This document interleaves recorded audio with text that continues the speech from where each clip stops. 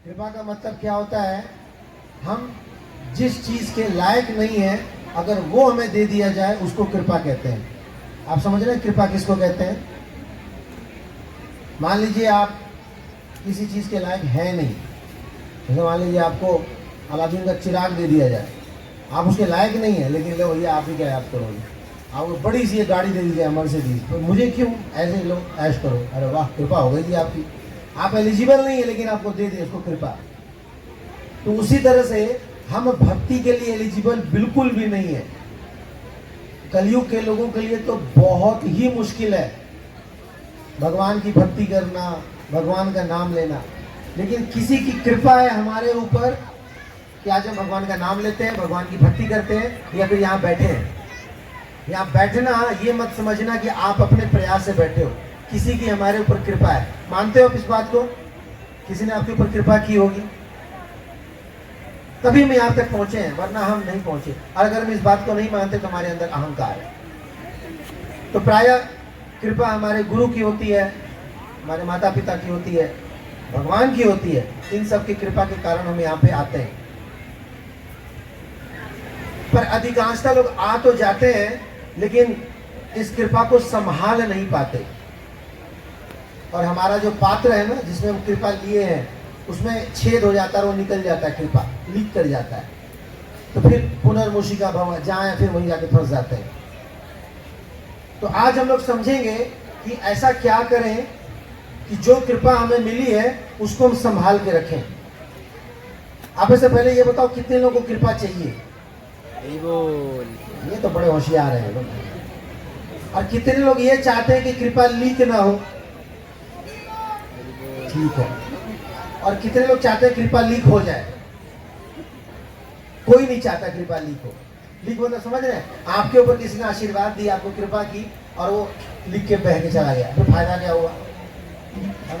तो जहां थे वहीं फिर वापस आ गए। तो हम सब चाहते हैं कि हमारे पर आशीर्वाद बनी रहे, कृपा बनी रहे। तो इस कृपा को बनाए रखने के लिए अपने आप को योग्य बनाना पड़ेगा, एलिजिबल बनाना पड़ेगा, अपने आप को क्वालिफाई करना पड़ेगा। तो 4 बेसिक चीजें आज हम सीखेंगे। आप ध्यान से सुनिएगा, मैं लास्ट में पूछूंगा आपसे, ठीक है? तैयार है सब लोग? तो 4 बेसिक चीजें हम सीखेंगे जिससे हमें कृपा प्राप्त हो सकती है। ठीक है? रेडी? पक्का? ठीक है। तो ज्यादा मुश्किल नहीं है, आपको इतना ज्यादा घबराने की जरूरत नहीं है, लंबा सांस नहीं लेना है, आराम से। बिल्कुल बच्चों वाली चीज आपको बता रहा हूँ। किसी भी बच्चे की शुरुआत पढ़ाई लिखाई में किस चीज से होती है? ABCD से होती है। आज भी हम लोग ABCD सीखेंगे, ठीक है? तैयार है ABCD सीखने के लिए? कितने लोग तैयार है ABCD सीखने के लिए? बड़े वाले सोच रहे अभी अब यही बच गया, आप तुम पंडित जी आकर ABCD सिखाओगे? तो आज सीख लो, आज आध्यात्मिक ABCD, ठीक है? बोलिए A फॉर एप्पल। कौन बोल रहा है? और B पे तो गया ही नहीं मेरे छोरे। बोलिए A फॉर, अरे अर्जुन नहीं भाई, मैं बता रहा हूँ, अर्जुन ने निशाना भी लगा दिया बलून पे। फिर से A फॉर एसोसिएशन। एसोसिएशन का मतलब जानते क्या है? संघ। तो सबसे पहले हमें कृपा मिलती है एसोसिएशन से। एसोसिएशन यानी कि भक्तों के संघ से। तो एक बहुत ही प्रसिद्ध श्लोक है, बोलिए साधु संग सर्व शास्त्र कहे, साधु संत सर्व शास्त्र कहे, लव मात्र साधु संग सर्व सिद्धि हो। लव मात्र साधु संग। तो जीवन में हम सब लोग संग करते हैं, किसी ना किसी का संग तो करते ही हैं। ऑफिस जाते हैं, बॉस का संग होता है, कलीग का संग होता है, स्कूल कॉलेज में दोस्तों का संग हो जाता है, मोहल्ले में पड़ोसियों का संग होता है, अकेले बैठते हैं तो मोबाइल का संग करते हैं, सिनेमा का संग करते हैं, हीरो हीरोइन का संग करते हैं। और जैसा होता है संग वैसा ही होता है रंग, वैसा ही ढंग, फिर सब कुछ बेड़ा गर्क हो जाता है। इसीलिए इंग्लिश में कहा गया है, a man is known by the company he keeps। एक व्यक्ति की पहचान उसके संग से होती है। अगर किसी के बारे में पता करना हो ना कि यह व्यक्ति कैसा है, उसके संगति का पता कर लो आप, कि किस प्रकार के लोगों के साथ उठता बैठता है।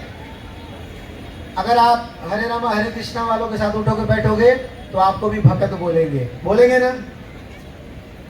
और अगर आप लकी 7 वालों के साथ घूमोगे तो बोलेंगे अरे ये तो 2 नंबर आदमी है, गड़बड़ घोटाला केस है। तो इसीलिए हमें अपना संग देखना चाहिए, हम किसका संग कर रहे हैं। मनुष्य जीवन बहुत ही कीमती है, हमारे पास इतना समय है नहीं कि एक बार संग बिगड़ जाए तो हम बना पाए या अपने आप को बचा पाए। इसलिए अपने संगति को बचा कर रखना बहुत ही जरूरी है। इसलिए हमारे फाउंडर आचार्य एसी भक्तिवेदांत स्वामी श्रील प्रभुपाद जी ने इस्कॉन जैसी संस्था खोली, एक ऐसा घर बनाया, एक ऐसी संस्था बनाई जहाँ पे आके आप संग कर सकते हैं, भक्तों का संग कर सकते हैं, माताएं माताओं का संग कर सकती है, बच्चे बच्चों से सीख सकते हैं। आपको जो चाहिए, आप देखिए यहाँ पे कितने सारे बच्चों ने इतनी अच्छी अच्छी कलाएं प्रस्तुत की, आपको भगवान का स्मरण कराया, हीरो हीरोइन को थोड़ी स्मरण कराया। इसको कहते हैं संग। तो ऐसा संग बहुत ही दुर्लभ है, और ये संग अगर थोड़ा सा भी अगर आपको मिल जाए ना, आपका जीवन बदल जाएगा। इसलिए तरसना चाहिए ऐसे संगों से।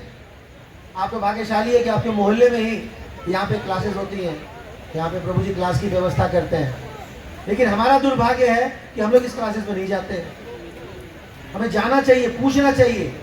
क्या पूछना चाहिए?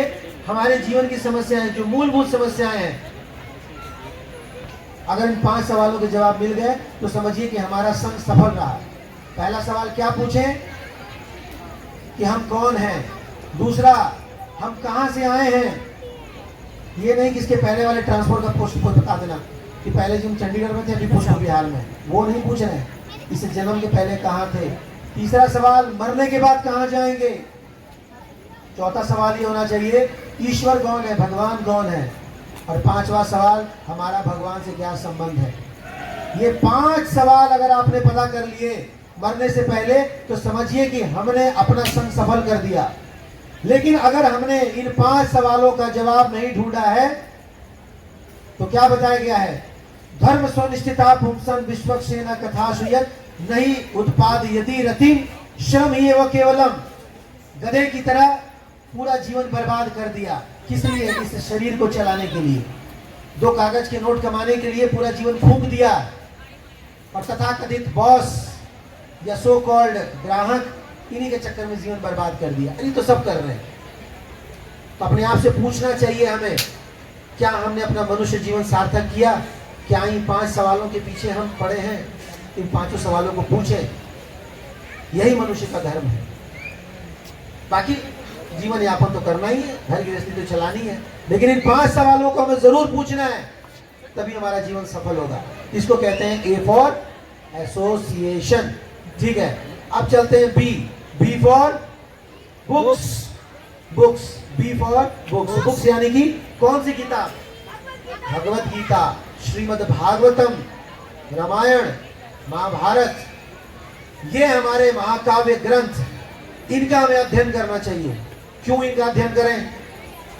क्यों ना स्कूल और कॉलेज की किताबें पढ़ें, जिसको पढ़ के हमें नौकरी मिलेगा।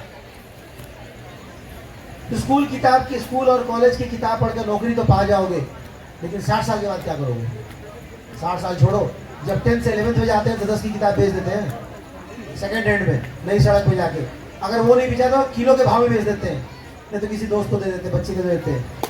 उन किताबों की कोई वैल्यू नहीं है सर, कुछ समय तक वैल्यू है, फिनिश। लेकिन हमारी भगवत गीता और भागवतम हमारे साथ भी और हमारे बाद भी, ये है असली ग्रंथ जो कभी पुराने नहीं होते। आपने कभी सुना है भगवत गीता का कोई नया एडिशन आ गया? कभी सुना भगवत गीता के 701वां श्लोक आया है, मार्केट में भगवान ने नया उपदेश दिया है? नहीं, वही भगवत गीता थी, है और आगे भी रहेगी। हमने पढ़ा, हमारे पिता ने पढ़ा, हमारे दादा ने पढ़ा, परदादा ने, लक्कड़ दादा, फक्कड़ दादा, सबने पढ़ा, और आगे चल के भी वही लोग पढ़ेंगे। इसको असली किताब कहते हैं, ना कि ये किताब जो हम पढ़ रहे हैं। ठीक है, शरीर चलाने के लिए काफी है, लेकिन उतनी भी गंभीरता से लेने की जरूरत नहीं है।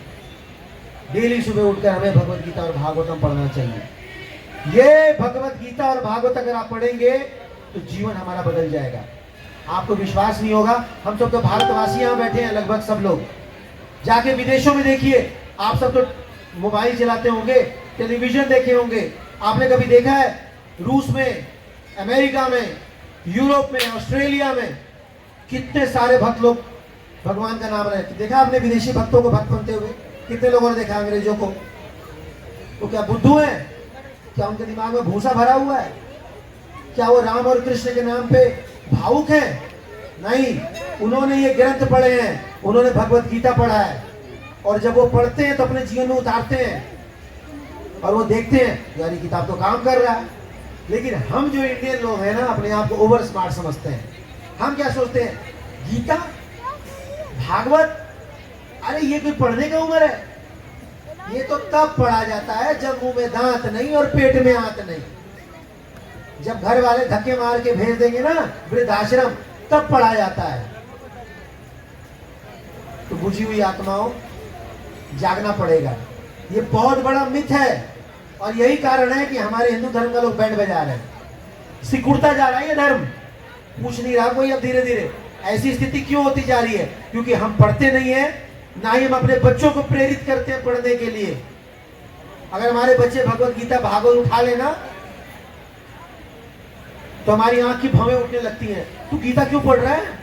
तो तुझे हो क्या गया? तो तेरा दिमाग खराब हो गया है, अभी से सब पढ़ने की क्या जरूरत है? ऐसी बातें पढ़ते हैं। और जाके देखो इस्लाम में बचपन से कुरान पढ़ाते हैं, जाके देखो क्रिश्चियनिटी में बचपन से बाइबल पढ़ाते हैं।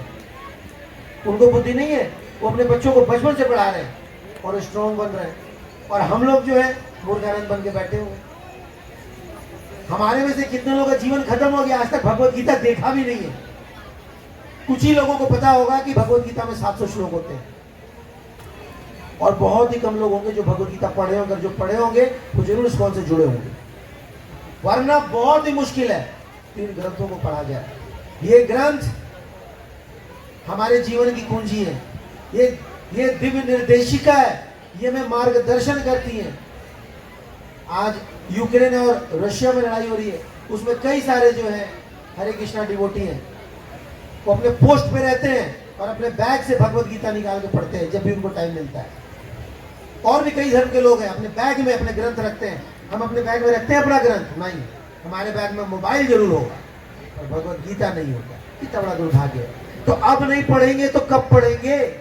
महात्मा गांधी ने बोला, स्वामी विवेकानंद ने बोला, राजेंद्र प्रसाद जी ने बोला, अब तो मोदी जी भी बोल दिए, इससे बढ़िया गिफ्ट न देने को है और न संसार को लेने को है। कब पढ़ोगे? अब हम पढ़ते नहीं है। अगर दिमाग में बैठा है ना कि Bhagavad Gita is not a religious scripture, it's a science, it's a science of a soul, ये आत्मा का ज्ञान है। इसमें एक वर्ड भी कहीं हिंदू लिखा ही नहीं है। ये हर किसी के ऊपर एप्लीकेबल है, चाहे वो भारतीय हो या पाकिस्तानी हो या चाइनीज हो या मंगोलियन हो। तभी आज हमारी भगवत गीता 70 से अधिक भाषाओं में प्रकाशित हो रही है, और दुनिया के किसी कोने में जाओगे आपको हमारी भगवत गीता मिलेगी। ये है श्रीमद् भगवत गीता। तो इन ग्रंथों को पढ़ना चाहिए। जैसे एक मशीन को यूज करने के लिए उसके लिए मैनुअल मिलता है, उसी तरह से मनुष्य जीवन को चलाने के लिए एक मैनुअल मिलता है, उसको कहते हैं भगवत गीता।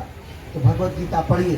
भगवत गीता में 18 अध्याय हैं, 700 श्लोक हैं, और ये 700 श्लोक फॉर्मूला की तरह है, सूत्र की तरह है। ये हमें जीवन जीने का तरीका बताते हैं।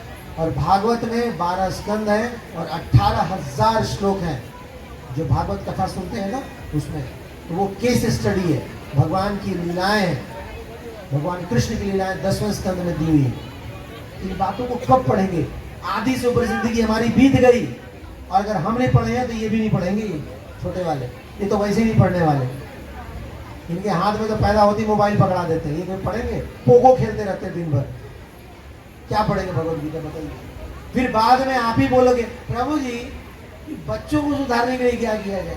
सॉरी, आपने समय खराब कर दिया, आप ये नहीं बदलेंगे, निकल गए हाथ से।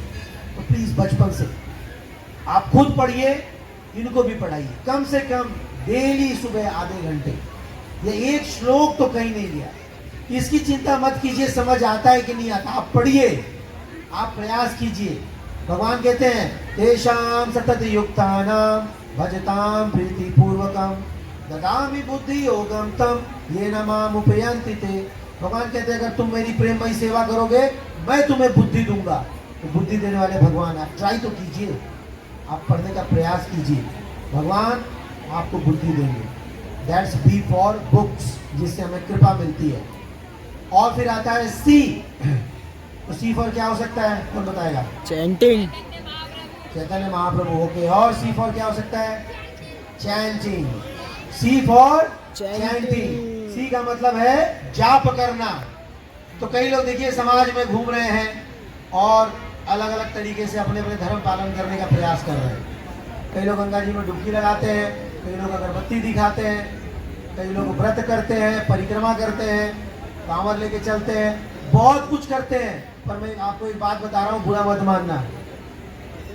कलयुग में क्या बताया गया है? हरे राम हरे नाम केवलम कलौ नास्ते व नास्ते गतिरन्यथा। कलयुग में हरि का नाम ही एक उपाय है, और कोई उपाय नहीं है। अगर आप पूजा कर रहे हो, भगवान का नाम नहीं ले रहे हो, कोई फायदा नहीं होगा, सुकृति मिलेगी। अगर आप गंगा जी में डुबकी लगा रहे हो, भगवान का नाम नहीं ले रहे हो, कोई विशेष फायदा नहीं। अगर आप व्रत कर रहे हो, अनुष्ठान कर रहे हो, तीर्थ में जा रहे हो, भगवान का नाम नहीं ले रहे हो, कोई फायदा नहीं। कलयुग एक नाम आधारा। तो कलयुग में नाम ही सर्वे सर्वा है। और सिर्फ हमारे धर्म में नहीं, हर धर्म में। इस्लाम में भी नाम लेते हैं, सिख धर्म में भी भगवान का नाम लेते हैं, क्रिश्चियनिटी में भी नाम लेते हैं, हमारे में भी नाम लेते हैं, राम और कृष्ण का। ये भगवान के ही अलग अलग नाम है हर धर्मों में। तो अगर हम नाम नहीं लेते तो फिर कोई फायदा नहीं है। लेकिन अगर कुछ नहीं कर रहे धर्म का, मान लीजिए कुछ भी नहीं कर रहे हो आप, लेकिन आप क्या कर रहे हो? भगवान का नाम ले रहे हो, समझिए आपने सारे धर्मों का पालन किया। क्यों? भगवान ने कहा है कली काले नाम रूप कृष्ण अवतार। कली काल में भगवान नाम के रूप में अवतार हुए हैं। किस नाम में? बोलिए, हरे कृष्णा कृष्णा कृष्णा हरे हरे, राम राम हरे हरे। क्यों है क्या? मुश्किल है तो रट लो, बगल में लिखा हुआ, इसलिए प्रभु ने लिखवा रखा है हर तरफ, याद करो क्या मुश्किल। और ये कोई नया मंत्र आपको नहीं दे रहे हैं। अगर आप गांव से जुड़े होंगे, जाते होंगे, उधर भी सुनाई देता होगा हरे राम हरे कृष्णा। आपके गांव में होता है ये प्रार्थना, ये मंत्र? कितने लोग गांव में होता है? ये सबके गांव में होता है। ये कोई नया मंत्र नहीं है, हम इस्कॉन वाले आपको लाके दे रहे हैं। वही राम और वही कृष्ण के नाम है ये। इन नामों को लेने में पता नहीं क्यों शर्म आती है लोगों को। भगवान ने इतनी अच्छी व्यवस्था की है कि भक्तों के माध्यम से ये झोली पकड़ा दी है। दिन भर गले में लटकाए रखो, अपना काम करते रहो, जहाँ समय मिला सीधा झोली में हाथ डालो और हरे कृष्णा, क्या दिक्कत है? नहीं, जहाँ टाइम मिलता मोबाइल निकाल पोगो खेलेंगे और पबजी खेलेंगे, 4-5 माताएं इकट्ठी हो जाएंगी, आओ बहन चुगली करें, वो पसंद है, लेकिन भगवान का नाम नहीं लेंगे। कितना बड़ा दुर्भाग्य। अभी इससे ज्यादा मतलब सस्ता और भगवान क्या करेंगे धर्म का, बताइए। कलयुग के लोग फिसंडी होते हैं, फिसंडी समझते हैं सबसे पीछे वाले। हम कलयुग के लोग ऐसे ही हैं। सतयुग के लोग तर गए धर्म का पालन करके, कैसे? उन्होंने तपस्या की। त्रेता युग के लोग तर गए यज्ञ करके। द्वापर युग के लोग तर गए अर्च विग्रह की सेवा करके। अब कलयुग के लोगों के लिए क्या बताया गया? हम तो सबसे गए गुजरे लोग हैं। सतयुग में फेल हुए, त्रेता में आए, फेल हुए, द्वापर में आए, फेल हुए, अब कलयुग में आ गए। इसको कहते हैं फिसंडी क्लास, बैक बेंचर्स। तो भगवान क्या करते हैं? कलयुग के जीवों के लिए ना सबसे इजी क्वेश्चन बनाते हैं, ताकि बस हल्का हल्का ये लिख के पास हो जाए। क्योंकि मालूम है मंद सुमंद मतिया मध्य भाग उपद्रता। कलयुग के जीवात्मा, हम सबकी बुद्धि तो मंद है, हम लोग तो मेमोरी इतनी है नहीं, हमेशा परेशान रहते हैं। तो भगवान ने सबसे इजी प्रश्न बनाया हमारे लिए। क्या बोला? बस तुम लोग हरि नाम लो और मुक्त हो जाओगे, इस संसार से मुक्त हो जाओगे। तो तीनों युग के लोग कलयुग वालों को देख के चलते हैं। बोले तो बताओ, ये कलयुग वालों को कितना आसान कर दिया। और एक हम लोग हैं, हम डाउट करते हैं, हाँ, खाली हरि नाम लेने से थोड़ी ना मुक्त हो जाएंगे, कुछ आड़ी टेढ़ी हरकतें बताओ तब मानेंगे। अरे भैया सिंपल फॉर्मूला दे दिया, बस भगवान का नाम लो और मुक्त हो जाओ। इसमें भी लोगों का डाउट है। अब कितना बड़ा दुर्भाग्य होता है। ये हरि नाम हमें इस संसार से मुक्त करता है, कृष्ण प्रेम तो दिलाता ही है, लेकिन साथ साथ हमारी मानसिक स्थिति को भी ठीक रखता है। हमारे क्रोध को, द्वेष को, ईर्ष्या को, दूसरों के प्रति जो हमारा मन मुटाव है उसको शांत करता है। ये हरिनाम में इतनी शक्ति है। कई सारे ऐसे लोग हुए जिन्होंने हरिनाम लेना शुरू किया, उनकी मानसिक स्थिति ठीक हो गई। आपको पता है 1960 के दशक में 65 के आसपास अमेरिका में इतने सारे पियक्कड़ लोग, यंग बच्चे जो सरकार का बहिष्कार करके नशा पान करते थे, उन लोगों के पीछे प्रभुपाद जी गए थे और वहां जाकर उनको हरे राम हरे कृष्णा कराया और सारे के सारे जो सुधर गए।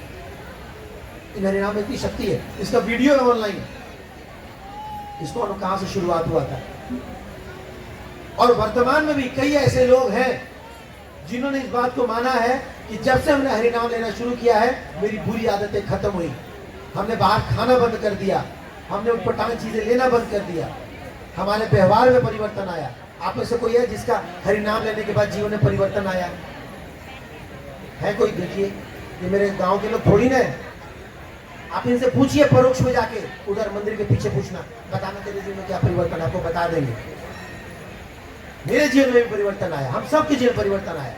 तो पहले इस्तेमाल करें, फिर ट्राई तो कर लो। पैसा थोड़ी लग रहा है, कोई पैसा नहीं लग रहा है नाम लेने में। जाप करके तो देखो, जीवन बदल जाएगा। लेकिन हम लोग सब काम करेंगे, भगवान का नाम लेंगे। सुबह सुबह उठ के कौवा ग्रंथ पढ़ेंगे। कौवा ग्रंथ जानते हैं? न्यूज़पेपर को कहते हैं। कौवा ग्रंथ पढ़ेंगे सुबह सुबह, लेकिन भगवान का नाम नहीं लेंगे। उठते ही मोबाइल ढूंढते हैं, मोबाइल कहाँ गया, भगवान को नहीं ढूंढते। ये दुर्भाग्य है। तो अगर हमें कृपा चाहिए तो तीसरा काम क्या करना है? सी फॉर चैंटिंग। और लास्ट में आता है डी। डी फॉर क्या होता है? Dog, diet, God, diet, D for क्या होता है बताओ? D for devotee. डी से तो बहुत कुछ होता है, लेकिन हम लोग आज चर्चा करेंगे D for diet. D for diet. तो भगवत गीता के तीसरे अध्याय के तीसरे श्लोक में क्या बोला गया है? यज्ञ शिष्टना संतो मुच्यन्ते सर्व किल विषय भुज्यन्ते ते त्वघं पापा ये पचन्त आत्म कारणात्। भगवान कहते हैं जो लोग भी मुझे बिना अर्पित किए कुछ स्वीकार करते हैं, वो निश्चित रूप से पाप खाते हैं। और अगर जो पाप खाएगा वो पापी बनेगा। आज हमारा मन इतना विचलित क्यों है? क्योंकि हम लोग भोग अर्पित नहीं करते भगवान को। हमें जो भी पाना है भगवान को अर्पित करके ही पाना चाहिए। भगवान ये भी कहते हैं यत् करोषि यदश्नासि यत् जुहोषि ददासि यत् तपस्यसि कौन्तेय तत् कुरुष्व मद अर्पणम। तुम जो भी खाते हो, जो भी पहनते हो, जो भी खरीद के लेके आते हो, मुझे अर्पित करो। मैं कोई नई चीज नहीं बता रहा हूँ। आप सच सच बताओ, गाड़ी खरीदते हो तो मंदिर ले जाते हो ना पूजा कराने के लिए? कितने लोग पूजा करवाए अपनी नई गाड़ी की? ले जाते हो। उसी तरह नए कपड़े खरीदते हैं तो भगवान को अर्पित करते थे, अब नहीं करते। पहले करते थे ना। मेरी मम्मी जब नई कपड़े खरीदती थी ना तो भगवान के पास रखती थी। मैं वो रात में उठ के देखता था, सुबह उठ के पहनूंगा इसको। ये संस्कार थे। पहले जब सैलरी आती थी ना, कैश, हमारे पिताजी की सैलरी आती थी, हमारे पिताश्री रेलवे में थे जब, तो जब सैलरी आती थी तो कहाँ पे रखते थे उसको? पता है कहाँ रखते थे? भगवान के पास। अब तो सैलरी आती नहीं कैश में, अब तो कहाँ आती है? उनको ही पता है। टिंग टोंग, सैलरी क्रेडिटेड। तो कम से कम मोबाइल को ही रख दो। प्रभु जी, ठाकुर जी, आपका धन्यवाद। हम लोग इतने एहसान फरामोश हो गए हैं, सब भटक जाते हैं, पूछते भी नहीं है। कम से कम पुराने लोग तो सैलरी वाले दिन एक डब्बा कम से कम भगवान को भोग तो लगा देते थे कि भाई आज पता चल जाता था बच्चों को कि आज लग रहा पिताजी को सैलरी मिल गई। पता ही नहीं चलता कब आया और कब गया।